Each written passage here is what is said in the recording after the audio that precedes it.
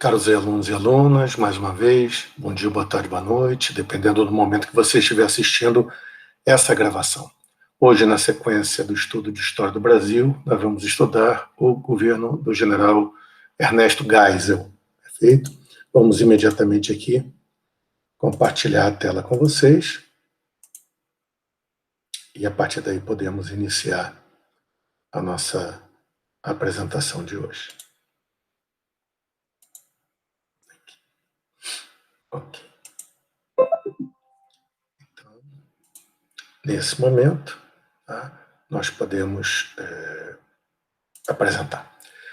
Primeiro, vamos começar com uma visão bastante geral. Tá? Em termos de política interna, o governo do general Geisel foi o governo da chamada distensão lenta, gradual e segura.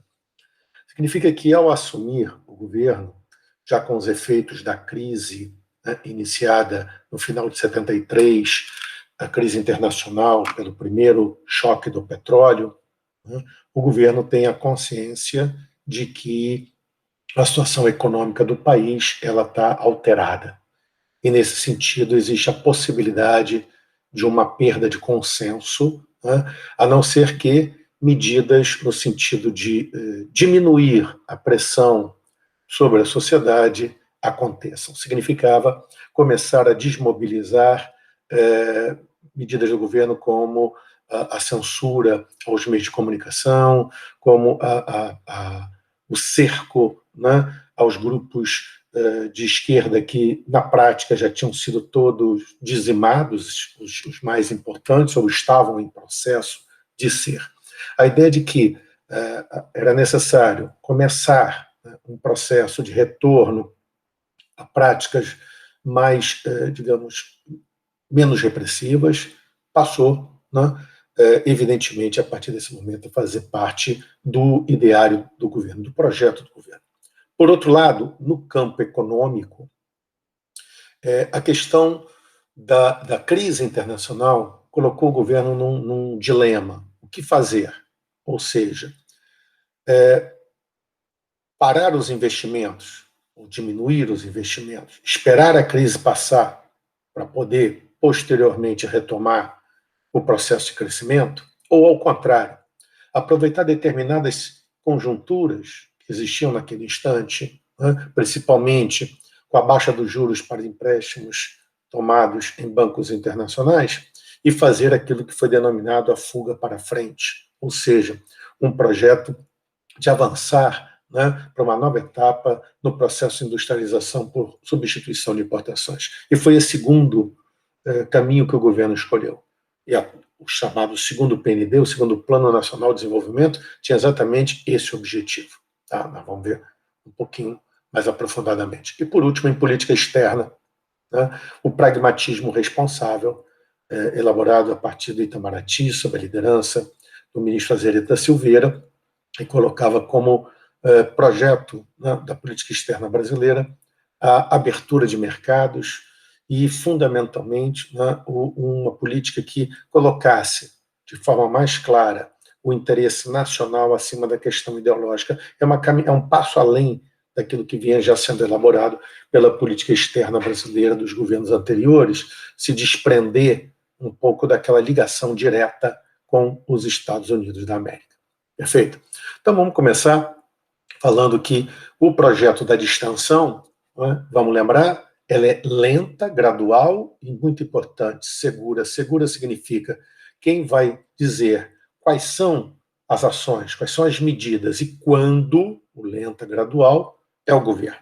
Ou seja, Geisel vai ser um presidente que vai golpear, entre aspas, tanto aqueles grupos mais, digamos, vinculados ao aparato repressivo e que não queriam mudanças no sistema de ação política do governo, não queriam, vamos deixar claro, a distensão, achavam que o sistema fechado da ditadura ainda era o necessário para o Brasil, são basicamente os órgãos ligados ao aparato de repressão, aos órgãos de segurança, alguns elementos das Forças Armadas, generais importantes das Forças Armadas, e, em segundo lugar, certo? Aqueles grupos que Geisel considerava de oposição, que estavam querendo acelerar demais o processo. Então, é um governo que, ao mesmo tempo que, por incrível que pareça, né, atua contra esses que ele chamou de revolucionários sinceros mais radicais, aqueles grupos, né, ligados ao governo que queriam a manutenção do sistema duro de repressão, mas também golpeou fortemente aqueles que eram considerados, né, ameaças a esse projeto, como, por exemplo, né, no campo, digamos, mais da legalidade, setores do MDB. Vários deputados, vereadores do MDB foram caçados nos seus direitos políticos nesse momento. E, por outro lado, também aqueles grupos da esquerda, o Partido Comunista do Brasil, o PCdoB e o próprio Partido Comunista foram duramente atingidos, o Partido Comunista Brasileiro foram duramente atingidos nesse momento. Para que essa política de distensão fosse levada adiante, tá, foram necessários, segundo o governo, alguns ajustes, inclusive do ponto de vista da legislação. Então vamos lá, um primeiro baque que o governo tem, mas que confirmou a ideia de que com a crise, né, o consenso estava começando a diminuir, foi as eleições de 74 para o Congresso Nacional, onde o MDB obteve uma vitória impressionante. Tá? Eles elegeram, o MDB elegeu, aqui está até errado, são 16 senadores em 1974. É porque um deles já era senador pelo MDB em 1970. Tá? Logo, a derrota da Arena foi uma realidade. Certo? Tinha feito a eleição de 39 senadores em 70 e elegeu apenas 6 em 74. Perfeito? O número, os deputados federais do MDB também aumentaram bastante, o que permitiu, o que está dito aqui, não apenas o MDB, os deputados convocarem CPIs, mas principalmente, tá? O MDB agora podia vetar a possibilidade de emendas constitucionais. Para fazer uma emenda constitucional no Brasil era necessário 2/3 dos votos dos deputados e dos senadores. Tá? Mas, nesse momento, o MDB tem mais de 2/3, tem mais, perdão, de 1/3 dos deputados e senadores, logo, ele consegue, né, evitar, caso haja necessidade, na visão desse partido, né, que emendas constitucionais sejam aprovadas pela Câmara Federal. Isso vai dar problema mais adiante. Perfeito? A seguir, então, diante disso, vitória eleitoral do MDB, Geisel confirmou a vitória, mas setores ligados ao aparato repressivo ficaram profundamente descontentes, era a volta do comunismo. Então, no sentido de controlar as oposições, primeiro veio a Lei Falcão, de 1976, tá? Que simplesmente proibia a campanha eleitoral feita pelos candidatos na televisão e no rádio. Não proibia no sentido de que antes você podia, o candidato ele falava e mandava lá a sua mensagem. Agora não, aparecia, né, a partir de 76, a foto do candidato e um currículo era lido por um locutor, tá? Portanto, despolitizando as eleições. E o pacote de abril foi quando o MDB se recusou a aprovar a emenda constitucional que o governo Geisel queria fazer sobre uma reforma do Poder Judiciário. Diante disso, Geisel vai afirmar que existe no Brasil a ditadura da minoria, usando o ato institucional número 5, fecha o Congresso Nacional, tudo bem, coloca em recesso, e passa a editar uma série de mudanças na Constituição. Ele mudou não apenas o Poder Judiciário, como ele queria, mas criou a figura do senador indireto, senador dito biônico, que passou a ser, o medo era exatamente de que nas eleições de 78, que seriam eleições para 2 senadores, o MDB vencesse e passasse a ter maioria no Senado, então agora um senador seria eleito indiretamente pelas assembleias legislativas estaduais, das quais a Arena só não tinha maioria em um estado. Logo, era a ideia de manter o controle do Senado pelo governo, pelo partido do governo. E outra medida importante foi aumentar o mandato do presidente, o próximo, para 6 anos. Então, o próximo presidente seria 6 anos de mandato e não 5. E a outra mudança importante foi a mudança do quórum para emendas constitucionais, que passou a ser de 2/3 para metade mais 1 dos votos, 50% mais 1. Uma outra mudança da emenda foi que agora, né, o número de deputados seria contabilizado não a partir do número de eleitores de um Estado, mas da população de um Estado. Então, isso, por exemplo, passava a contar os analfabetos, o que fazia com que estados, principalmente do Nordeste, pudessem eleger o maior número de deputados. E era exatamente no Nordeste onde a Arena tinha mais força, no Norte, no Nordeste, no Centro-Oeste. Ao mesmo tempo que isso está acontecendo, principalmente depois da vitória do MDB de 74, começa uma reorganização do movimento popular, a UNE, né? Aqui está o Plano Nacional de Desenvolvimento, perdão, com alguns aspectos, depois a gente volta a ele. Tá? A UNE, ela começa a tentar se reorganizar, o movimento estudantil, aqui a mobilização da sociedade civil, vários setores, juristas, né? ABI, etc. Tá? Aqui, um aspecto, depois que nós vamos falar, da demissão do general Silvio Frota do Ministério da Guerra. Esse fato aqui, o assassinato que foi tentado esconder como suicídio do jornalista Vladimir Herzog, gerou uma primeira reação mais forte da sociedade civil em 75, já aproveitando um pouco o aspecto da distensão que ocorria. Então, houve protestos, né, sob controle, na Praça da Sé, onde se realizava um rito ecumênico, né, com a presença de diversas figuras das diversas religiões. Herzog era da religião judaica, foi inclusive sepultado em cemitério judaico, coisa que, se fosse um suicida, as autoridades religiosas não permitiriam, ele seria sepultado num local à parte do cemitério, perfeito? Mas, reconhecendo que ele morreu sob tortura, tá? O rabino Sobel fez o enterro dele na parte, enfim, normal do cemitério, vamos chamar assim. Tá?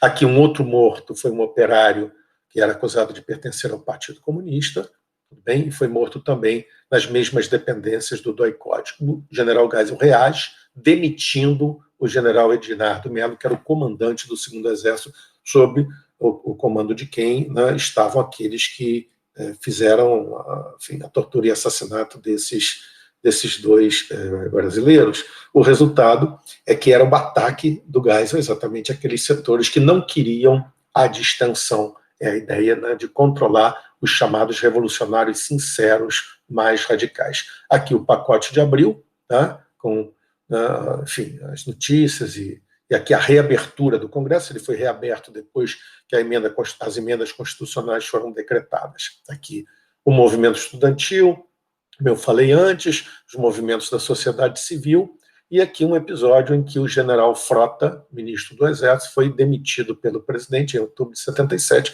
porque o general Frota representava a linha dura, queria ser, né, tinha a pretensão de ser o próximo presidente, e Geisel não tinha essa visão, queria colocar um candidato ligado ao, segundo ele, projeto de distensão, o general João Figueiredo, e a partir daí houve essa crise militar importante. A verdade é que aqui é importante porque o general Geisel, o presidente Geisel, deu uma demonstração de força nesse comando. O interessante são as manchetes dos jornais. Vocês veem que a manchete do Globo e do JB é exatamente a mesma do Estado de São Paulo. Também vai na mesma linha, porque era um fato importantíssimo. Tá? Nesse caminho, tá certo? Diante dessa reação, houve a demissão do general Frota, setores à direita ligados ao aparato repressivo começaram a explodir bombas, uma bomba foi jogada na ABI, tá certo? Ou bombas foram jogadas em jornais, né, considerados de esquerda, e essa direita explosiva vai ganhar força no governo seguinte. Tá? No final do governo, em dezembro de 78, Geisel pôs fim ao ato institucional número 5, mas colocou na Constituição o que ele chamou de salvaguardas constitucionais, a possibilidade de decretação do estado de emergência, caso, né, a questão política ela outra vez gerasse problemas na visão dos governantes. Perfeito?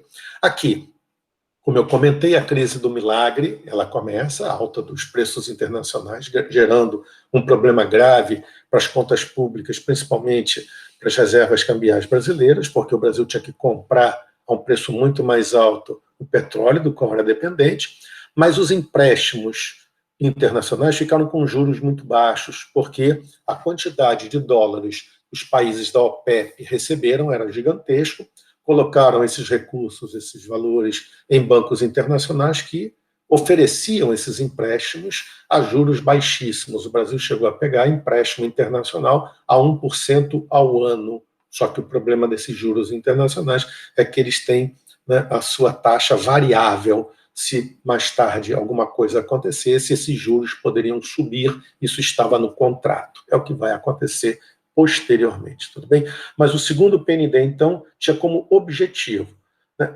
superar os gargalos para a economia nacional. Um dos gargalos fundamentais era a questão energética. Então, buscar novas matrizes energéticas. O Programa Nacional do Álcool, que vai derivar na construção de motores, né, a combustão a álcool, que logo serão implementados pela indústria automobilística brasileira. Uma nova hidrelétrica, tem um projeto colocado em Tucuruí, no Pará. Tá? O Acordo Nuclear Brasil com a Alemanha, então a construção de usinas nucleares para ter, né, a produção de energia fora do campo do problema da dependência do petróleo, e o desenvolvimento de novas tecnologias para a exploração de petróleo, basicamente na plataforma submarina brasileira. É quando a Petrobras, então, começa a investigar, e logo, ainda no próprio governo Geisel, encontrou, né, petróleo na Bacia de Campos, a grande descoberta da Bacia de Campos. Tá? O polo petroquímico de Camaçari, produção de polímeros, plásticos no Brasil, o Brasil era dependente, e a ferrovia do aço, que ligaria, né, a área produtora, a extratora de minério de ferro, até Volta Redonda. Havia um outro ramal que iria para o Porto de Tubarão, para facilitar a questão da produção e exportação de aço da Companhia Siderúrgica Nacional. Esses custos eram gigantescos. Alguns desses projetos não só demoraram muito tempo, e outros, como a Ferrovia do Aço, tiveram problemas sérios e um custo muito mais alto do que o imaginado inicialmente. Tá certo? O projeto foi mal dimensionado, isso é uma realidade, tá? Mas, de qualquer maneira, tá, o segundo PNT permitiu que o governo mantivesse, de alguma maneira, a economia aquecida. Tá? E reparem que os investimentos eram basicamente feitos por estatais e com recursos, né, captados, né, em bancos internacionais. A política externa, o pragmatismo responsável, eu dei a visão geral, vamos pegar alguns atos. O Brasil foi o primeiro país do mundo a reconhecer o governo de Angola socialista. O Brasil reconheceu, né, o apartheid como uma política racista, coisa que até então não fazia. O Brasil reconheceu o direito do povo palestino, através da OLP, ter, né, o seu próprio Estado. Isso são algumas das medidas. Reconheceu também o governo da China Popular. O Brasil trocou relações diplomáticas, trocou embaixadores com a China Popular. O aparecimento das greves metalúrgicas a partir do novo sindicalismo do ABC paulista foi uma novidade que pegou de surpresa, num certo sentido, diversos setores da sociedade. Do governo eu não diria tanto, mas a negociação direta entre patrões e empregados era a proposta do novo sindicalismo, na figura do dirigente sindical de São Bernardo, dos metalúrgicos, Luiz Inácio Lula da Silva. Feito? Aqui, os índices econômicos do governo Geisel. Vocês percebam que o PIB brasileiro, em alguns momentos mais baixo, mas ainda em certos momentos atingiu níveis bastante altos. A inflação avançou fortemente, né? As exportações aumentaram, mas a importação também, né? A dívida externa aumentou de 17 bilhões de dólares para quase 50 bilhões de dólares, exatamente esses empréstimos a juros baixos, e as reservas internacionais do país eram baixas, se você perceber, embora no final até tenham aumentado um pouquinho, baixas em relação à dívida, baixas em relação ao endividamento do Brasil.